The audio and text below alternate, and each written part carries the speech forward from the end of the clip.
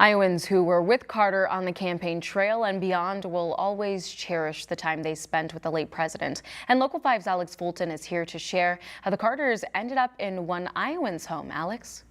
Well, Larissa, in 1975, before he became president, Jimmy Carter's campaign was pretty broke. So much so they asked Iowa supporters to let the Carter family stay at their homes to save money on hotels. At the time, Robert Van Dusen's then wife was working for the Carter campaign, and well, the rest is history.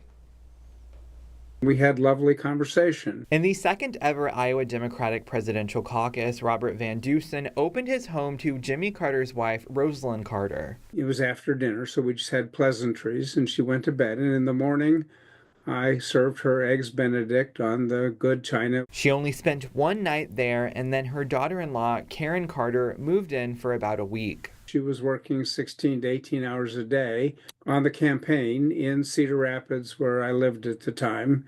And so she was basically using us like a B&B, only without the breakfast part. At the time, Van Dusen says neither Iowa nor the country knew Jimmy Carter's name. Since I was supporting him, I had the belief that he could do it, partly because he was running right after Gerald Ford, who was running for re-election. From canvassing to commander-in-chief, Cedar Rapids native Libby Slappy worked in Carter's White House. Working at the White House for this president who had started virtually unknown to so many people and then won the presidency, it made it an exciting time to be at the White House. She saw the president of Egypt and the prime minister of Israel sign the Mideast peace agreement, which was witnessed by Carter. I was there like 12 feet from those three men. It's an occasion I will never forget.